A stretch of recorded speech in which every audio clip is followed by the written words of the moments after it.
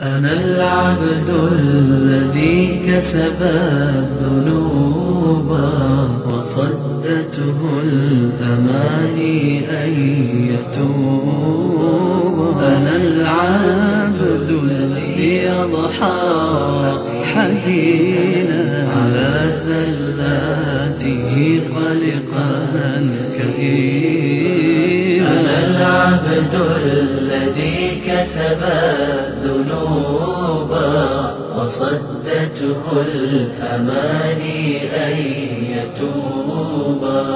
أنا العبد الذي Dersinin en ahırda bir hadis bilen ahırlaştırmak arkadaşlar.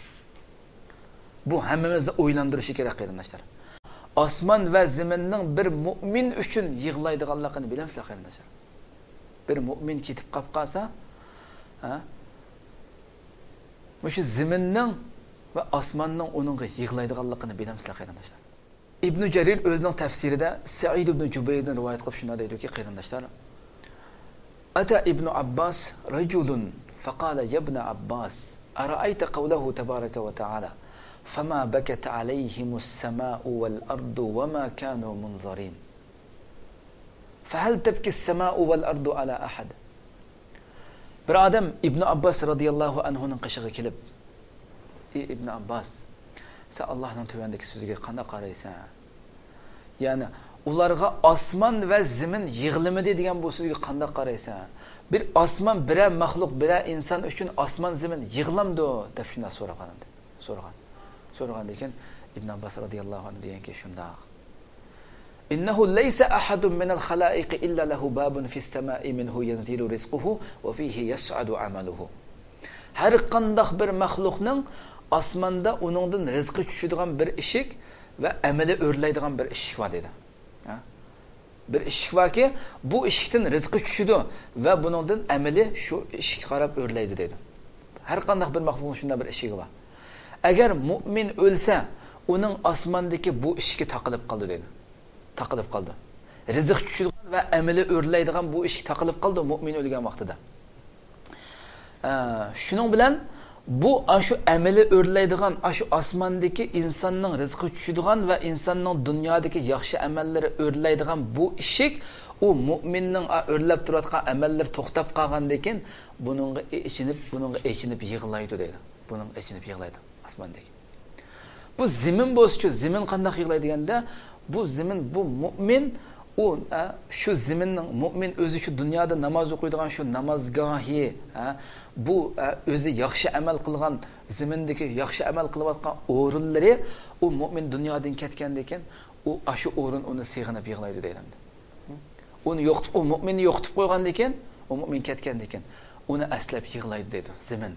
Zeminda şu mu'minning qilgan namoz o'qigan yerlari, yaxshi ish qilgan yerlari mu'minni sig'inib yig'laydi deydi. Shuning uchun Allohni asligan o'rinlarimizdan tortib namoz o'qigan o'rinlarimiz, yaxshi ish qilgan o'rinlarimiz bu shu mu'minni sig'inib yig'laydi dedi. Ammo yuqoridagi oyatda Fir'avin haqida, Fir'avinning qavmi haqida so'zlanganligi uchun bu Fir'avin qavmi ularning ziminda bir yaxshi ziminda bir yaxshi bir asar, soliha, yaxshi amallar yo'qdi va ularning osmonga o'rlaydigan yaxshi amallari ham yo'qdi. Yaxshi amallar osmonga o'rlaydigan. Shuning uchun Alloh taolo fama bakat alayhimus samau val ard. Ularga osmon zemin yig'lamadi deb shuna degan. Def İbn Abbas radıyallahu anhu hibru hazihil umma, bu ummatning eng olimi bo'lgan mufassiri, birinchi mufassiri bo'lgan İbn Abbas radıyallahu anhu bu oyat haqida mana bu go'zal tushunchani so'zlab bergan qarindoshlar. Shuning uchun bizning zeminda bir o'rnimiz bo'lishi kerak qarindoshlar. Biz shunday bir hayotda yashashimiz kerakki, biz dunyodan ketgandan keyin bizga yig'lay olsin bu zemin ham. Bizni sig'insin ham. Ana shunday yaxshi amallarni qoldirib, Robbimizni haqiqiy tunib, haqiqiy tushunib yashashga Allohdan davomli bunu tilab, amallarimizni buningga uyg'un holatda keltirishga, uyg'un holatda amal qilishga tirishaylik qarindoshlar. Alloh subhanahu va taolo bizni ana shu baxtli mu'minlarning qatoridan qilsin. İnşallah kelarki soatda yana bir Robbimizning yangi bir ism bilan tanishish uchun yana bir dars kechgan sizlarni Janobi Alloh Robbimiz Allohga topshiramiz. Allah ömür bersa yana bir qatim ko'rishgacha Allohga omonat bo'linglar. السلام عليكم ورحمة الله تعالى وبركاته.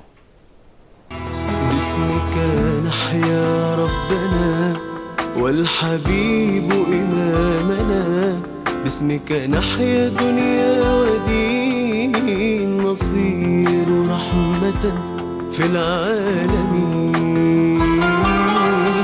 باسمك نحيا ربنا والحبيب إمامنا، باسمك نحيا دنيا ودين، نصير رحمة في العالمين.